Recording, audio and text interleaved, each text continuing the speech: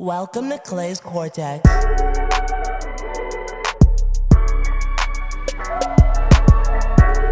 Okay, we're starting. Okay. Ready? Yeah. What's up, guys? Welcome to episode number 5 of Clay's Cortex. If you're watching this, we're obviously not at the kiln or the gym. We are inside our home. To the left, I have my wife, Jaqui. Hi, guys. Hey, guys. So, if you're watching this, we are in our playroom, living room, lights room. Yeah, this is like the playroom. I guess this whole this house is Light's house. Seems like there's stuff everywhere, right? So, and we're filming it here because we finally got Light to go to sleep, and I've been excited to have my wife on this podcast. We were kind of talking last weekend, and I was like, man, we should totally do that, right? It was like, I was jazzed up. Were you excited? Mm-hmm. I mean, I was pumped, right? So, we're going to talk about the beginning of Curtis Clay Training, the brand, how the business started, and so forth. And this will we'll probably break this up, right? I mean, we went pretty deep on a couple different things, and we're going to kind of get into the beginning of this and our journey, how we met, and how Curtis Clay Training started. So we're going to be calling this episode Compass, right? Or Compass Rose. And I'll get into detail with that, but there's an analogy with that, right? Mm-hmm. Yeah. So, so let's get into this. So essentially, when I first started, when Jaqui met me, I was a hitting coach and an infield coach. It was a good opportunity. I had a degree in exercise health science, but I was just doing baseball lessons and so forth, which was great. Worked on my communication skills and so forth. But when she first met me, she also had a degree, and her degree was in psychology. Good memory. Yeah. Right? With a minor in diversity. She is very diverse. As are you. As am I. As is our child, right, who's finally asleep. But yeah, so we're going to kind of talk about this, essentially. So when she first met me, I was a hitting coach, doing lessons and so forth. And as she would say, when she first met me, like day one, you saw something in me. Mm-hmm. What did you see in me? I saw honesty. Honesty. Yes. Okay. Yes. You weren't trying to, play a certain way, play a certain game. You were just authentically you. I mean, we went to a movie, and usually when you go to a movie, you watch the movie. But instead, you spent the entire movie basically talking to me. And it wasn't like it was a bad movie. It was Iron Man 2. It was a good movie. It was a good movie. Mm-hmm. And he spent the whole movie talking to me. I'm like, who is this guy talking over a movie? So you're just very honest. And you're honest why you were late. And you were honest, the whole time. I was late. I was late to the first date. Good reason, though. It was a good reason. Yeah. I brought Sour Patch Kids. There was just no game with you. You were just genuine. Okay. Authentic. Honest. Okay. So Yeah. after day one, right, of me talking through the whole movie, when we started talking some more, I left for Georgia, right? I left for Georgia to actually walk. I had my degree, but I went to go walk because that was a big deal in my family. For graduation, yeah. For graduation, right? So it was a technicality, but it meant a lot to my family. Mm-hmm. That was a good thing. Now, during that process, did we communicate while I was in Georgia? Non-stop, right?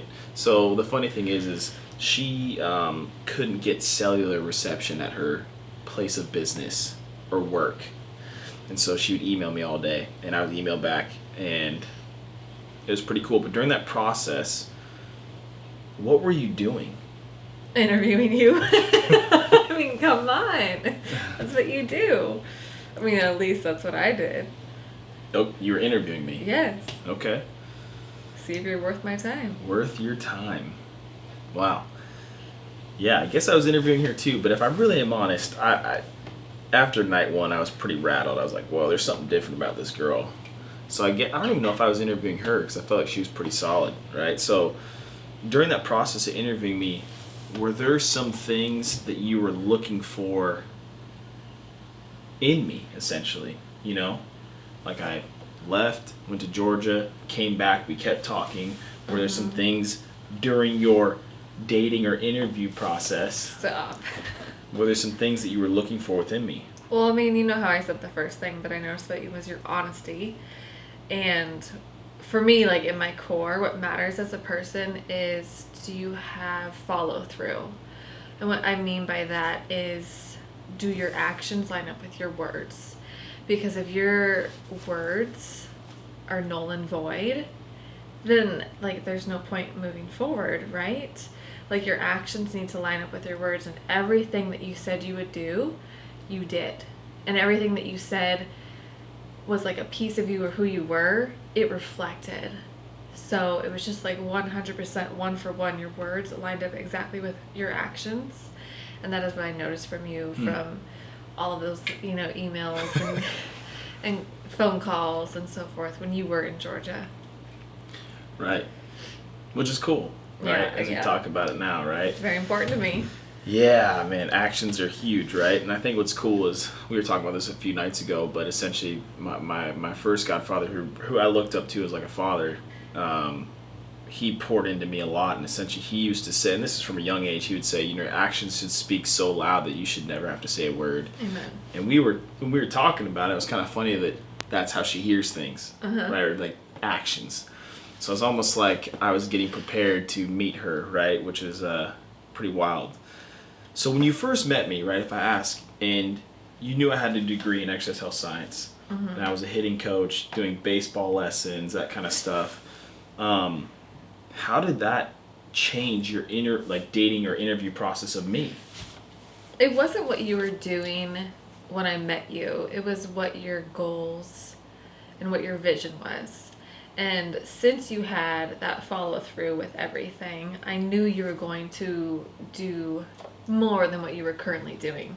I mean, right, we graduated during the thick of the recession, so we had to do what we had to do. Right. But you had a vision, you had goals, there was just so much more in you. And I don't want to use the word potential, because it wasn't potential, it was like, this is my journey, this is my drive. And I saw that in you from the very beginning. So it wasn't a big deal to me what you were doing. It was what you were headed to be doing that was important to me.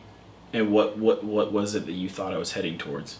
Greatness. Greatness. Wow, man. Wow. Well, I appreciate that. That's so sweet of you.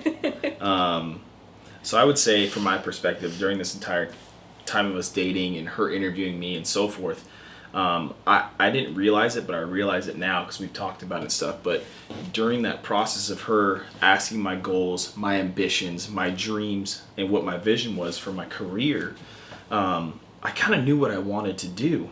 And I had the vision, the idea of where I wanted to be. But along that process, she would start to, nudge me gently, right? With certain questions. She would strategically challenge me to think differently about stuff of, because to me, I'm a comfortable person. I like to be comfortable. A little bit. And I don't like to get stretched, and so I was comfortable where I was at, but I knew what I wanted to be, but it was a risk I had to take, right?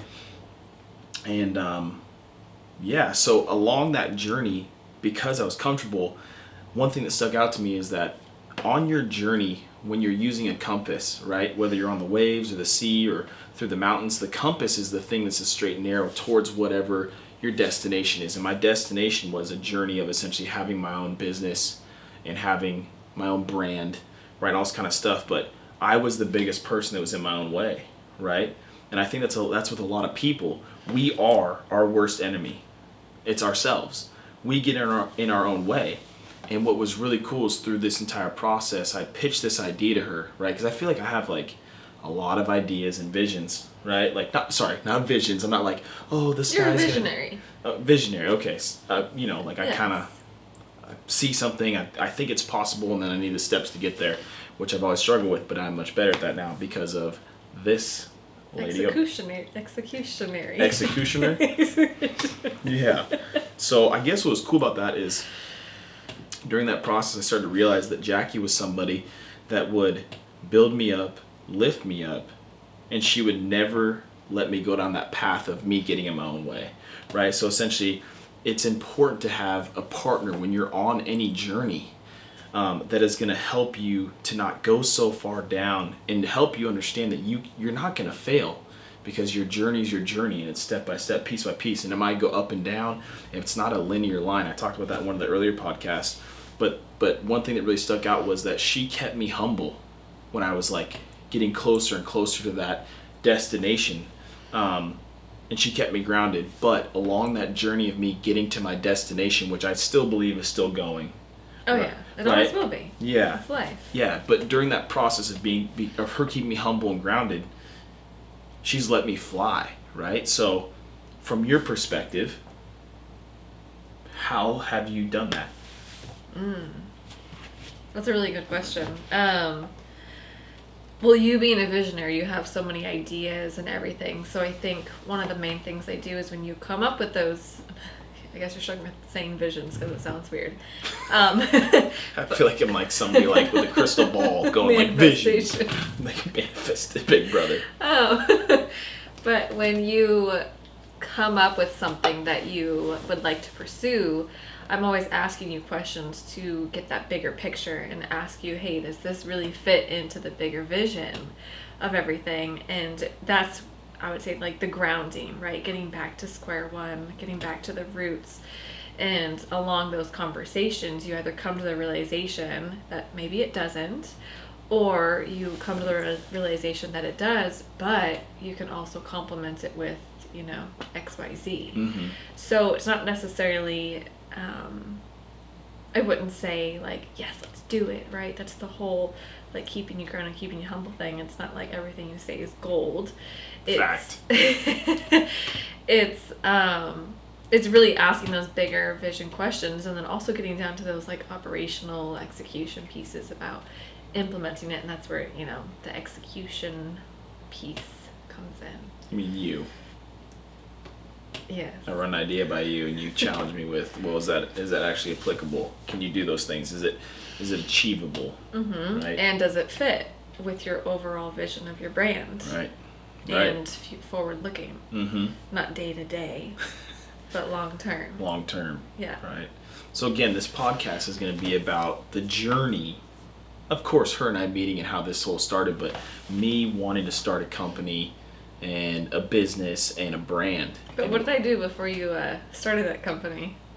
What do you mean? What did I ask you to do? You mean all the steps? Yeah. I was like, I'm going to start a business. Yeah, but I asked you to like actually make something. A business plan? Yeah. Yeah, I had to present a business plan. I mean, we were married, right? So I started my own business 6 months into marriage. I was scared. Mm-hmm. I was really scared.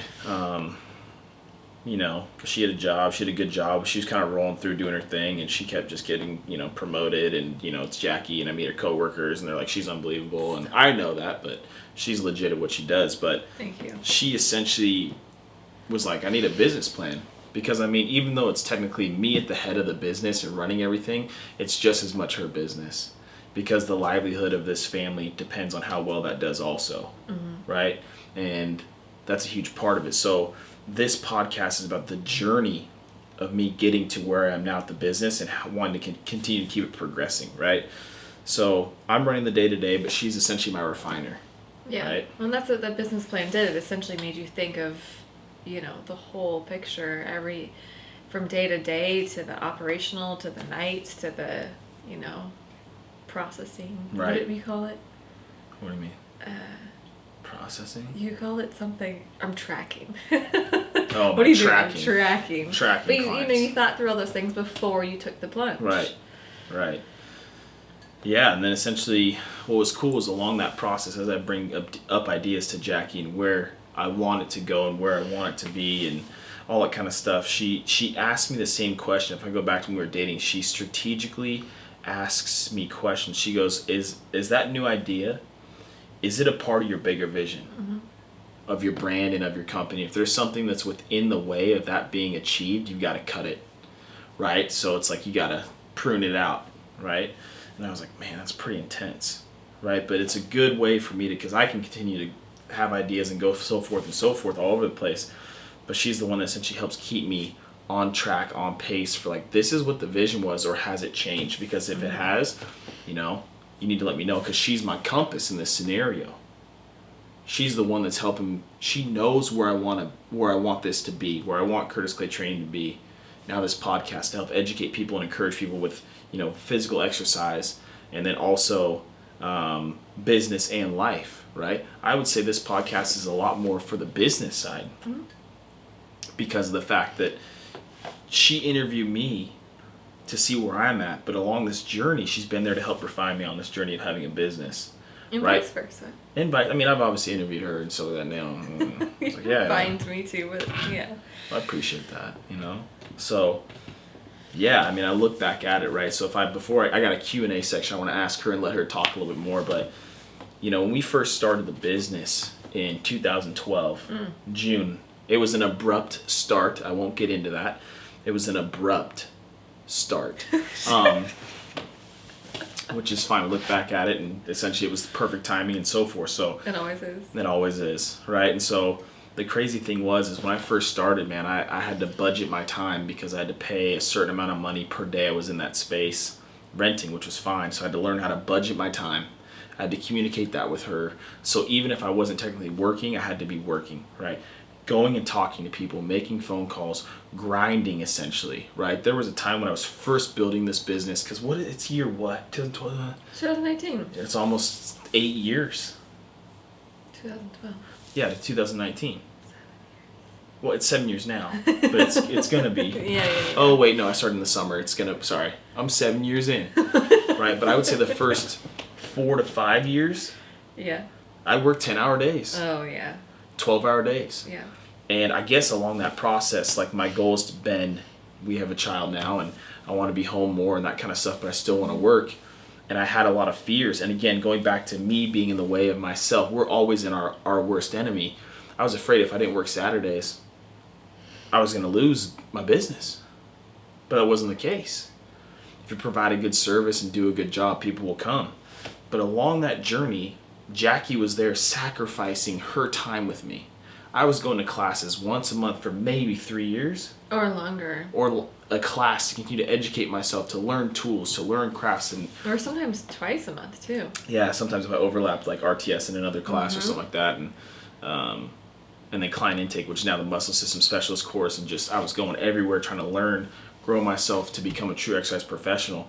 But like, yeah, people are like, wow, you went on all those trips and stuff. To me, I look back at it, I'm like, wow, what a sacrifice my wife made. What a sacrifice she made. It was an investment. I wouldn't say, yes, it was a sacrifice, but it was more so an investment for both of us. Right. You want to expand upon that? Like, I feel like you kind of cut that off. I'm sorry. It's just, sacrifice can just come across like, oh, I did this for you, blah, blah, blah. Gotcha. Right?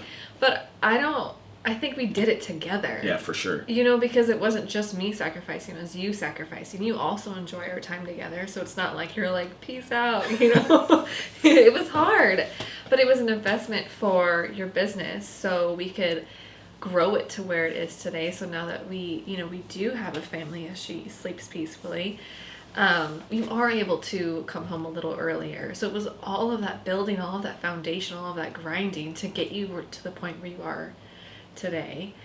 And had you not done all of that hard work, and had I not been there along your side encouraging you, maybe you would still be working 10-12 hour days right now, because you have to. But you put in so much time and effort and blood, sweat, and tears, to build it up to what it is now. I had that reminds me of something, right? So she was talking about grinding, and I've grinded for so many years. Like, I was working 6 days a week, almost 10 hours a day, pretty much, except Saturdays, which is my light day, which was a 9 to 5, which is a normal hour schedule, right? And so, thinking about it, there is a guy I work with now. Jackie's met him a few times, Mr. Rubens, awesome dude, and he gives me so much knowledge when it comes to business. He'll just give me little nuggets here and there, right? And I guess the crazy thing was he said, like, it was kind of related to what you said. He said essentially sustained effort over time leads to exponential growth or something like that, right? And I feel like you've said it too in a different way. And of course he says it, and I'm like, man, that sounds like something Jaqui said. it just kind of stuck with me, right? So essentially, the amount of hard work you put into the beginning, it will come back twofold, just like investing, right? I look at retirement accounts and stuff. You put money aside, it compounds, it adds up towards the end. It's the exact same thing. The hard part is when you're doing the day-to-day type stuff, it's hard to keep sight of that bigger vision. And I think that you're the one that's helped me keep that bigger vision in place. Because if I look at society now, everyone wants that quick buck. They want that quick fix. They want the easy way out. But like, how many times when I first started my business, I would stay at the gym and have nobody scheduled and wait for people to walk in. I mean, many times. But you weren't just sitting there. Yeah, but I was like doing some work, but I was waiting for people to come in. Or I would go out and go talk to the local businesses and that kind of stuff. And you were always available. Always available. Like, always available. And so that was a part of that grinding process where my schedule honestly sucked. It was like I'd work like an 8, 9, 10 massive break, and then, work maybe an after school. I mean, it was rough, and that's a typical trainer schedule nowadays. You go to Gold's Gym, you go to 24 Hour Fitness, that's a typical schedule for them. How do you have a life? It's crazy, right? But I look back at that, and essentially you were there encouraging me, walking on this journey, and I think it goes back to the whole entire, when you were interviewing me, you saw my goals, you saw my ambitions, and I think that she saw them in me before I did. Oh, yeah. Oh, she saw them in me, right? Because I'm always my hardest critic. Yeah. Well, I mean, there was many times along the journey, I was like, so why not do it? And you're like, well, I'm like, well, what? Let's just do it. For sure. Yeah, I look back at that, and I'm overthinking, right? It's like premarital counseling. It's okay. It's good to be, it's good to think through everything, right? I asked you to do the business plan, so it's good to think through everything, but sometimes you just overthink. Yeah. Yeah, she's trying to be nice right now. I overthink. I argue with myself in my head. That's what she's trying to be sweet right now, right? So I guess we're kind of past that backstory stuff. We'll go deeper into some other topics in some other podcasts, but I want to get to Q&A for Jaqui. Let's do it. So when dating, I know you said that you saw honesty in me. What else did you see in me that intrigued you? Can we talk about marriage though? That's fine, yeah. Because I think we talked a lot about what I saw in you and why, decided to go forward with investing time with you, because I don't really take that lightly. I think what's so incredible about you is you're so inspiring. You have this childlike faith that if you put your mind to it, you can achieve it.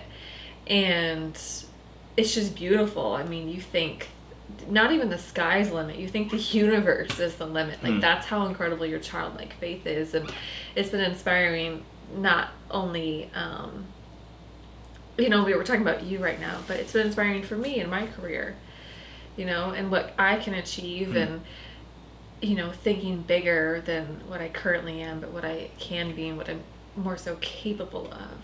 And I love that about you. And you inspire others as well. Really beautiful. Well, I appreciate that. Yeah. I appreciate that. Inspiring. So, man, that's really nice, man. So when I talk about a business idea, or I bring a business idea to you, and you hear me, how do you approach your response to me?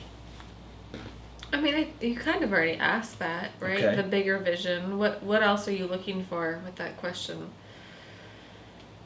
So if I come to you with essentially, because I've done this many times, right? So I'm going to skip forward a few questions. Okay. Right? So essentially I come to you with I have this idea. Yeah. Right? I got this idea and it's already done in my head. That's what you mean. Right? Yeah. And then, but I don't have all the steps in place. How do you approach that when I come with you with this idea? Well, when you have this brilliant idea, you kind of have a mind of a genius a little bit, where it's all up in here, and then when you speak out loud, it comes out in spurts. So I'm trying to piece together the whole picture. So sometimes it's a little hard, and I just have to ask you questions, and I start getting the full big picture. And it also helps you process. Yeah, it does. What you've come up with in your brain, and then you're like, oh, Jackie asked that. I didn't think about that. oh yeah, and then it sparks like more, Right. and then your idea grows even bigger. Right. It's awesome. Which, I love those talks. Yeah, man, they're fun. We can stay up real late with those talks. Yeah, man. We have. Yeah. For sure. Yeah. So essentially what you're saying is that I talk in my head, or I think too fast, or... Yeah. What was it? You think quicker than you speak. Yeah. I think some other people can attest to that. Yeah. Okay. Let's go to the next question. So, I think I'm a little crazy and stuff like that. But I guess this is kind of You're the just last brilliant. one. I appreciate it. You're welcome. It's not a biased opinion or anything. I mean, I did interviews, so. That's true. So, from your viewpoint of the inception or beginning of Curtis Clay training to where it is now, what's your viewpoint? Like, what is your perspective on it? Oh, man. If anything, we were thinking too small in the beginning, which is just crazy, because back then we're like, do you think we can do this? Yeah, we can do it. But now I look back and I'm like, wow, we were thinking too small. Because where it is today, I'm like, I don't even know what else can happen, because so much has happened beyond what we already thought could happen. So I think we just have to continue to trust in the Lord and roll with it. And yeah, when opportunities arise, not question it, but still keeping that like bigger vision. Does it fit into the brand? But not being, so rigid in our original plans. Because I think if we were rigid in our original plans, our premarital lessons and goals, that's another topic. Yeah, it's another topic. Yeah. So. Okay. Yeah. So it's adapted a whole lot. A lot. So we had a plan, essentially. Yes. Right? And in the beginning, it was a lot of grinding, and now it's kind of like, how sustainable? Or it's like I did a lot of grinding. It was like exponential growth, but now it's like the steady incline. It's more sustainable. It's more, healthy work life and family balance. Totally. Yeah. Totally. So it's almost like that saying that you came up with a long time ago. Calm waters. Oh yeah. Strong tide. Yeah. And just like, I'm gonna let Jackie explain this, man. So calm water, strong tide. No, you have to explain it first, and then I'll be your compass. No. So essentially, water continues to progress and go forward, but it's calm, and when it needs to be fierce, it needs to be fierce. Okay. So how would you explain calm water, strong tide? Well, calm water, strong tide. I've always had this like draw towards water. There's something so beautiful about the tide that comes in, right? And even though it's very calming and mellow, you see that tide literally move the earth. And the tides can be very powerful and or very mellow, but no matter what, they're always strong. Even though when they're calm, you think they're not doing anything, but they're doing something. And then 5 minutes later, you see like how much it has moved of the earth. Right. So. It's pretty cool. Yeah. Yeah, I love that saying. I mean, there's a lot to it. Yeah, my version's pretty good too. So. But yeah, I guess that's kind of... Yeah, it's like remaining calm. Right, remaining calm, which I think I do a good job of. Always having that quiet strength. Yes. So if I look at this, the title of this is essentially Compass or Compass Rose, right? So Jackie's maiden name is La Rosa, right? So it's kind of cool because essentially she's been the compass for me in this journey of Curtis Clay training. And in the beginning, I would say she's a lot more involved, and she still is very involved. And I have to make sure to involve you now because it's just flowing now, right? Like that tide, it's just continuing to flow and grow. So that's what we called it, compass. She's been my compass when it comes to Curtis Clay training.